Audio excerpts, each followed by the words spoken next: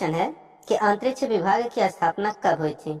1863, 1972, 1969, 1965। तो अंतरिक्ष विभाग की जो स्थापना की गई थी यह 1972 ईस्वी में किया गया था। तो यहाँ पर आपका बी आंसर करेक्ट हो जाएगा। 1972 में अंतरिक्ष विभाग की स्थापना की गई थी। दूसरा क्वेश्चन है कि अंतरिक्ष में जाने वाली प्रथम महिला कौन है? तो यहाँ पर दोस्तों अंतरिक्ष में जाने वाली जो प्रथम महिला है वह वेलेंटीना तेरेस्कोवा है। तो अगर बात करें अगर कि अंतरिक्ष में जाने वाले प्रथम व्यक्ति कौन है तो यूरी गागरिन हो जाता है वहां पर। तो अंतरिक्ष में जाने वाले जो प्रथम महिला है वेलेंटीना तेरेस्कोवा है। अगर यहाँ पर पुरुष की बात करता तो यूरी गागरिन हो जाते हैं।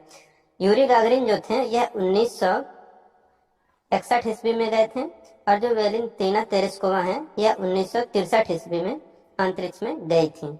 तो ये आपको डेट भी याद रखना है। यूरी गागरिन जो थे ये 1961 में गए थे अंतरिक्ष में, ये पुरुष थे। और वेलेंटीना तेरेस्कोवा जो है यह महिला थी जो कि 1963 ईस्वी में गई थी अंतरिक्ष में। और बता दें आपको यह भी कि ये यूरी गागरिन और वेलेंटीना तेरेस्कोवा जो हैं ये दोनों सोवियत संघ यानी कि रूस के रहने वाले थे, दो के दोनों। तो इतना आपको याद रखना है। सोडियम का प्रतीक क्या है? तो देखिए सोडियम का प्रतीक होता है Na, ये सल्फर का है। सोडियम का होता है Na। चौथा क्वेश्चन है यहाँ पर Au, Ag, Cu तथा Fe में सबसे अधिक तन्य कौन है? तो Au मतलब होता है आपका सोना, Ag मतलब होता है चांदी, Cu मतलब होता है तांबा, Fe मतलब होता है फेरस। तो जो सबसे ज्यादा तन्य होता है इन चारों में Au, Ag, Cu और Fe में वह हमारा रहता है Au। सोना सबसे ज्यादा तन्य होता है। अगर जो सोना रहता है उससे हम लोग एक पतले महीन तार के रूप में हम लोग उसे बना सकते हैं। तो Au जो होता है यानी कि सोना यह सबसे ज्यादा तन्य धातु होता है। पांचवा क्वेश्चन यहाँ पे है कि 18 कैरेट में कितना प्रतिशत शुद्ध सोना पाया जाता है? तो देखिए जो 24 कैरेट का सोना होता है यह आपका सबसे शुद्ध होता है। तो जो 24 कैरेट होता है यह आपका 100% शुद्ध होता है। अगर बात करें कि 18 कैरेट जब आएगा तो 18 कैरेट ये बताइए इसका कितना है? तो 24 का जो 18 है ये हमारा 3/4 है। तो 3/4 तो 100 का भी 3/4 कितना आ जाएगा? 75%, यानी कि यह शुद्ध होगा। तो 18% वाला जो है यहाँ पर 18 कैरेट वाला जो सोना होगा यह 75% तक शुद्ध होगा। छठा क्वेश्चन है कि डायनामाइट में मुख्य रूप से क्या होता है? TNT, नाइट्रोग्लिसरीन, फिक्रिक अम्ल और है RDX। तो देखिए जो डायनामाइट होता है उसमें मुख्य रूप से नाइट्रोग्लिसरीन होता है। तो 6 का यहाँ पर बी आंसर करेक्ट हो जाएगा, नाइट्रोग्लिसरीन। सातवां क्वेश्चन है कि सिंदूर किसे कहते हैं? लाल लेड को, Pb3O4 को, दोनों को, इनमें से कोई नहीं। तो देखिए जो सिंदूर रहता है वह रहता है Pb3O4। अब आठवां क्वेश्चन है कि Fe रासायनिक प्रतीक है टिन का, लोहे का, तांबे का, एल्युमिनियम का। देखिए जो Fe होता है फेरस, फेरस जो होता है यह लोहे का प्रतीक होता है। टिन का जो होता है वह Sn होता है, तांबा जो होता है यह Cu होता है, एल्युमिनियम आपका Al होता है। नवा क्वेश्चन है यहाँ पर कि अंतरिक्ष में प्रवेश करने वाली प्रथम भारतीय महिला कौन थी? तो देखिए अंतरिक्ष में प्रवेश करने वाली जो प्रथम भारतीय महिला थी वह कल्पना चावला थी और जो दूसरी महिला थी वह सुनीता विलियम्स थी। तो सुनीता विलियम्स यह अंतरिक्ष में प्रवेश करने वाली दूसरी भारतीय महिला थी और जो कल्पना चावला है यह अंतरिक्ष में प्रवेश करने वाली प्रथम भारतीय महिला थी। तो आपको याद रखना है यहाँ पर आपका ए आंसर करेक्ट हो जाएगा, कल्पना चावला। 10 नंबर का क्वेश्चन है कि चंद्रतल पर मनुष्य को उतारने वाला प्रथम अंतरिक्ष यान कौन है? तो देखिए चंद्रमा के तल पर मनुष्य को उतारने वाला जो अंतरिक्ष यान था वह था अपोलो 11। तो अपोलो 11 चंद्रमा पर उतरने वाला पहला अंतरिक्ष यान था। तो यहाँ पर हमारा बी आंसर करेक्ट हो जाएगा, अपोलो 11। 11 नंबर क्वेश्चन है विदेशी भूमि से छोड़ा गया भारत का पहला वैज्ञानिक उपग्रह कौन सा है? तो देखिए विदेश की भूमि से यानी विदेशी भूमि से छोड़ा गया जो पहला वैज्ञानिक उपग्रह था वह आर्यभट्ट था। यानी कि जो आर्यभट्ट था इसका निर्माण तो भारत में किया गया था बट हमारा देश उतना विकसित नहीं था, तो इसलिए इसको प्रक्षेपित करने के लिए हमें दूसरे देश की सहायता लेनी पड़ी थी। क्या आप बता सकते हैं कि वो देश कौन था जिसकी सहायता से हम लोगों ने आर्यभट्ट उपग्रह अपने देश में बनाया बट उसे प्रक्षेपित करने के लिए दूसरे देश का सहारा लेना पड़ा? उस देश का नाम क्या है? आप हमें कमेंट बॉक्स में जरूर बताएं। और उसी की सहायता से आर्यभट्ट उपग्रह को छोड़ा गया था। तो यहाँ पर हमारा ये आंसर करेक्ट हो जाएगा कि विदेशी भूमि से छोड़ा गया भारत का पहला जो वैज्ञानिक उपग्रह था वह आर्यभट्ट था। ये जो रोहिणी है ना, ये रोहिणी था, इसका निर्माण भी भारत से हुआ था और इसका प्रक्षेपण भी भारत से हुआ था। तो इसे आपको याद रखना है कि भारत से छोड़ा गया प्रथम उपग्रह कौन सा था, तो रोहिणी। तो रोहिणी भारत में बना भी था, भारत से ही लॉन्च भी किया गया था। बट जो आर्यभट्ट था यह भारत में बना भी था, बट इसको छोड़ने के लिए अदर कंट्री की सहायता लेनी पड़ी थी। उस अदर कंट्री का नाम आपको कमेंट बॉक्स में बताना है। अप्सरा जो है ये आपका परमाणु रिएक्टर है, आपको भी पता है। 12 नंबर क्वेश्चन है कि ऑटोमोबाइल बैटरी में कौन सा अम्ल प्रयोग किया जाता है। तो देखिए जो ऑटोमोबाइल बैटरी होता है उसमें हम लोग सल्फ्यूरिक अम्ल यानी कि H2SO4 का यूज हम लोग करते हैं। ये हमारा साधारण नमक है, ये हमारा हाइड्रोक्लोरिक अम्ल है, ये हमारा नाइट्रिक अम्ल है। अब है 13 नंबर का क्वेश्चन, आयल ऑफ विट्रियोल किसे कहते हैं। ZnSO4, H2S, H2S7O8, H2SO4। तो देखिए आयल ऑफ विट्रियोल जो होता है यह हम लोग कहते हैं H2SO4 यानी कि सल्फ्यूरिक अम्ल को हम लोग आयल ऑफ विट्रियोल के नाम से जानते हैं। अब है 14 नंबर का क्वेश्चन कि चांदी का रासायनिक प्रतीक क्या होता है। तो चांदी का जो रासायनिक प्रतीक होता है यह होता है Ag। Au जो होता है यह सोने का होता है, Fe जो है यह आपका लोहे का होता है या फेरस का, ये हमारा Pb जो होता है यह लेड का होता है। तो ये सब याद रखिएगा आप लोग, बार के एग्जाम में अक्सर ये सब छोटे छोटे क्वेश्चन आते रहते हैं। 15 नंबर का क्वेश्चन है कि सल्फर के अणु का सही सूत्र क्या होता है। तो देखिए जो सल्फर के अणु का सही सूत्र होता है वह S8 होता है। अब देखिए जो S8 होता है ना, इसकी जो संरचना होती है, रासायनिक संरचना, यह एक क्राउन की तरह होती है। तो कभी कभी क्वेश्चन में ये भी पूछ लेता है कि वह कौन सा तत्व है जिसकी संरचना एक क्राउन की तरह होता है। तो वह वहां पर आपको टिक करके आना है सल्फर S8। अब कहेंगे क्राउन की तरह कैसे होता है, तो देखिए इसकी जो संरचना होती है वो कुछ इस तरह से होती है, इस तरह से। यहाँ पे देखिए एक सल्फर यहाँ, एक सल्फर यहाँ, फिर एक ये जो नीचे जहां जहां पर आपका ज्वाइंट है वहां वहां पर आपका सल्फर रखना है। तो ये देखिए यहाँ पर टोटल सल्फर कितने हो जाएंगे, 1 2 3, 3 3 6 3 8, 8 सल्फर देखिए आपका हो जा रहा है। 8 सल्फर आपको यहाँ पर दिख रहा होगा। तो यही है आपका S8 सल्फर यहाँ पर हो जाता है, यही आपका सल्फर का अणुसूत्र होता है S8।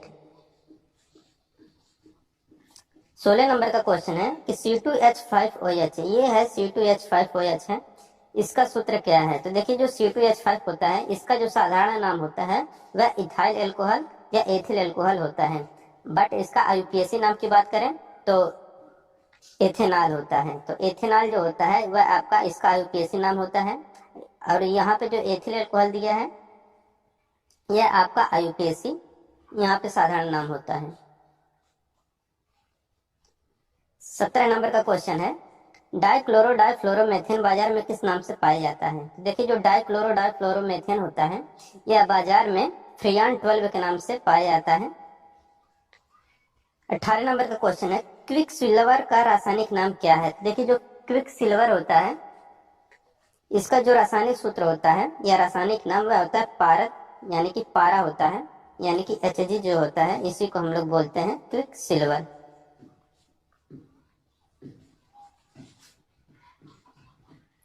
अब हमारा 19 नंबर का क्वेश्चन है, निम्न में से सबसे भारी धातु कौन सा है। एल्युमिनियम, तांबा, चांदी, यूरेनियम। तो देखिए जो सबसे भारी धातु होता है वह हमारा यूरेनियम होता है। इन चारों की अगर बात करें तो सबसे भारी धातु यूरेनियम होता है। 20 नंबर का क्वेश्चन है, पीतल, तांबा, जर्मन सिल्वर में कौन सबसे पाया जाता है। तो देखिए पीतल, तांबा और जर्मन सिल्वर इन सब में जो सबसे मतलब जो सब में पाया है, यानी कि पीतल में भी पाया जाता है, तांबा में भी पाया जाता है, तो जर्मन सिल्वर में भी पाया जाता है, तो हमारा तांबा होता है। तांबा का जो होता है प्रतीक वह Cu होता है। पीतल जो रहता है ये हमारा मिश्र धातु है, यह तांबा और जिंक दोनों से मिलकर बना होता है, तो उसमें तांबा रहता है, तो तांबा हो गया। तांबा तो यहाँ पे खुद दिया है तो तांबा तो हो जाएगा। जर्मन सिल्वर जो रहता है यह कॉपर, जिंक और निकल से मिलकर बना होता है, यानी कि तांबा, जिंक और निकल मिलकर जर्मन सिल्वर का निर्माण करते हैं। तो ये हमारा जर्मन सिल्वर जो ये एक मिश्र धातु होता है जिसमें कॉपर यानी कि तांबा, जिंक और निकल रहता है। 21 नंबर का क्वेश्चन है कि जस्ता चढ़ाने की प्रक्रिया में लौह चादर किससे लेपित किया जाता है? एल्युमिनियम, जस्ता, टिन, क्रोमियम। तो देखिए जस्ता चढ़ाने की जो प्रक्रिया होती है उसमें हम लोग जस्ता का प्रयोग करते हैं यानी कि जिंक का प्रयोग करते हैं। तो और इसको हम लोग लोहे की चादर पर जब जिंक का लेपन करते हैं तो यह हमारा गैल्वेनाइजिंग प्रोसेस कहलाता है, या जस्ता चढ़ाने की प्रक्रिया या गैल्वेनाइजिंग प्रोसेस कहलाता है। यहाँ पे 22 नंबर का क्वेश्चन है कि विक्रम साराभाई अंतरिक्ष केंद्र कहाँ पर स्थित है? तो इसको अगर बात करें अंग्रेजी में तो विक्रम साराभाई स्पेस सेंटर। अब आप लोगों को समझ में आ गया होगा कि VSSC कहाँ पर स्थित है? यह त्रिवेंद्रम में स्थित है। तो VSSC यानी कि विक्रम साराभाई स्पेस सेंटर यह आपका त्रिवेंद्रम में स्थित है। तो 22 का यहाँ पर यह आंसर करेक्ट हो जाएगा। अब है 23 नंबर का क्वेश्चन कि मंगल ग्रह पर उतरने वाला प्रथम अंतरिक्ष यान कौन सा है? तो देखिए मंगल ग्रह पर जो उतरने वाला प्रथम अंतरिक्ष यान है वह आपका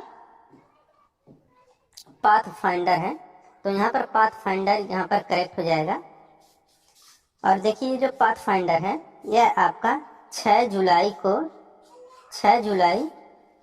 1997 को उतरा था।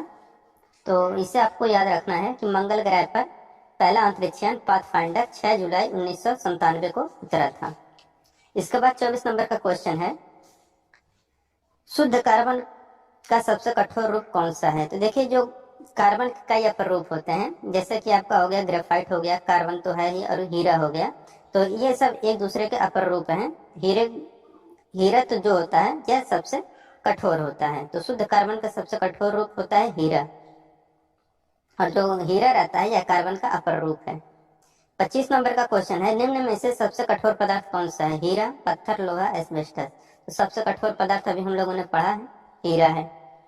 26 नंबर का क्वेश्चन है कि सोडियम का परमाणु संख्या कितना होता है? देखिए सोडियम की बात कर रहा है तो सोडियम का परमाणु संख्या इसका जो प्रतीक होता है सोडियम का Na होता है। परमाणु संख्या या इसी को हम लोग कहते हैं परमाणु क्रमांक। तो परमाणु क्रमांक होता है 11। अगर सोडियम के परमाणु भार की बात करें, परमाणु भार या द्रव्यमान संख्या की बात करें तो वह होता है 23। तो 11 Na 23। तो 11 जो होता है आपका परमाणु क्रमांक होता है, 23 इसका द्रव्यमान संख्या परमाणु भार होता है, इसका प्रतीक Na होता है। अमलगम में क्या होता है? तो देखिए जो अमलगम रहता है उसमें जो अनिवार्य तत्व होता है वह आपका पारा होता है। पारा यानी कि Hg या मरकरी, इसी को हम लोग बोलते हैं। तो अमलगम में मरकरी या Hg अनिवार्य रहता है। अधिकतम तन्य वाला धातु कौन सा है? तो देखिए जो सबसे ज्यादा तन्य धातु होता है वह हमारा होता है सोना। तो सोना सबसे ज्यादा तन्य धातु होता है और इसे इतना ताना जा सकता है कि एक पतले महीन धागे के रूप में भी हम लोग इसे ढाल सकते हैं या तान सकते हैं। अब 29 नंबर का क्वेश्चन है निम्नलिखित में से किस धातु का तार आसानी से खींचा जा सकता है? देखिए अगर टिन, तांबा, लेड और जस्ता की बात करें तो उसमें जो सबसे ज्यादा धातु है जो जिसको आसानी से हम लोग तार के रूप में खींच सकते हैं वह रहता है हमारा तांबा। तांबे को इसलिए हम लोग ज्यादातर यूज करते हैं धातु का तार बनाने के लिए। तो इलेक्ट्रिक में ज्यादा ये यूज होता है तांबा इलेक्ट्रिक तार बनाने में। अब 30 नंबर का क्वेश्चन है निम्न में से कौन तार खींचने योग्य सबसे नमनीय धातु है? सोना, चांदी, लोहा, एल्युमिनियम। तो तार खींचने योग्य जो सबसे नमनीय धातु है यानी कि जिसको सबसे पतले से पतले रूप में तार खींचा जा सकता है वह हमारा सोना होता है। तो सोना यहाँ पर हमारा करेक्ट आंसर हो जाएगा। कैल्शियम कार्बोनेट में कार्बन का परसेंटेज कितना होता है? तो देखिए जो कैल्शियम कार्बोनेट रहता है इसमें जो कार्बन का परसेंटेज होता है वह रहता है आपका 12%। तो कैल्शियम कार्बोनेट में कार्बन का परसेंटेज 12% हो गया। दोस्तों अगर ये वीडियो आपको अच्छा लग रहा हो तो वीडियो को जरूर लाइक कर दें और अपने दोस्तों के साथ जरूर शेयर करें। 33 नंबर का क्वेश्चन है कि हैलोजनों में सर्वाधिक प्रभावशाली ऑक्सीकरण करता कौन है? Chlorine, bromine, fluorine, iodine. तो हैलोजन में जो सबसे ज्यादा प्रभावशाली ऑक्सीकरण करता होता है वह फ्लोरीन होता है। इसका जो प्रतीक होता है वह F होता है। 32 नंबर का क्वेश्चन है कि अम्ल वर्षा मुख्यतः किस गैस के कारण होती है। ऑप्शन है nitrogen, carbon dioxide, sulphur dioxide, carbon monoxide. तो अम्ल वर्षा जो होती है उसका मेन कारण होता है सल्फर के ऑक्साइड के द्वारा। तो सल्फर डाइऑक्साइड जो होता है यही मेन रीजन करता है अम्ल वर्षा कराने के लिए। तो 34 का यहाँ पर सी आंसर करेक्ट हो जाएगा, सल्फर डाइऑक्साइड। मीथेन, मीथेन का रासायनिक सूत्र क्या होता है? तो CH4 होता है मीथेन, या इसी को हम लोग मेथेन के नाम से भी जानते हैं। 36 नंबर का क्वेश्चन है कि सोडा वाटर बनाने के लिए कौन सी गैस प्रयुक्त की जाती है। NO, CO, CO2, SO2। तो देखिए सोडा वाटर बनाने के लिए जो हम लोग गैस यूज करते हैं वह रहता है हमारा कार्बन डाइऑक्साइड। तो CO2 का प्रयोग हम लोग सोडा वाटर बनाने के लिए करते हैं। तत्वों का सबसे पहले वर्गीकरण किसने किया था? ऑप्शन है मेंडल ने, न्यूजीलैंड ने, डोबेराइनर ने, डार्विन ने। तो देखिए तत्वों का जो सबसे पहले वर्गीकरण किया था वह न्यूलैंड ने किया था, और इनका द्वारा जो नियम दिया गया था वह कहलाया था हमारे न्यूलैंड का अष्टक सिद्धांत। तो यहाँ पर आपका बी आंसर करेक्ट हो जाएगा कि जो न्यूलैंड का अष्टक सिद्धांत था वही तत्वों को सबसे पहले वर्गीकरण किया गया था। रासायनिक यौगिक का सबसे छोटा संभावित यूनिट क्या कहलाता है? तो देखिए अगर रासायनिक यौगिक की बात करेगा तो सबसे छोटा अणु जो होगा, सबसे छोटा संभावित यूनिट जो होगा वह अणु होगा। अगर यहीं पर रहता कि रासायन, अगर यहाँ पे अणु रहता यौगिक की जगह पर, तब वहां पर हमारा परमाणु सही हो जाता कि परमाणु का जो सबसे छोटा संभावित यूनिट होता है, अणु का जो सबसे छोटा संभावित यूनिट होता है वह हमारा परमाणु होता है। तो यहाँ पर यौगिक की बात किया है तो यौगिक का जो सबसे छोटा संभावित यूनिट होता है वह हमारा अणु होता है। 39 नंबर क्वेश्चन है, एक परमाणु द्रव्यमान को व्यक्त किया जाता है किसमें? तो देखिए जो परमाणु द्रव्यमान होता है उसको हम लोग AMU इसको स्मॉल में लिखा जाता है, आप लोग याद रखिएगा AMU। तो AMU होता है आपका एटॉमिक मास यूनिट। तो एटॉमिक मास यूनिट होता है AMU का फुल फॉर्म, और इसको जो प्रतीक होता है वह स्मॉल AMU में लिखा जाता है। अब है 40 नंबर का क्वेश्चन, तो वह सबसे छोटा कण जिसमें उस तत्व के सभी गुण विद्यमान हो उसे हम लोग क्या कहते हैं? परमाणु, अणु, यौगिक, इनमें से कोई नहीं। तो वह सबसे छोटा कण जिसमें उस तत्व के सभी गुण विद्यमान होते हैं वह हमारा परमाणु कहलाता है। तो यहाँ पर हमारा ए आंसर करेक्ट हो जाएगा।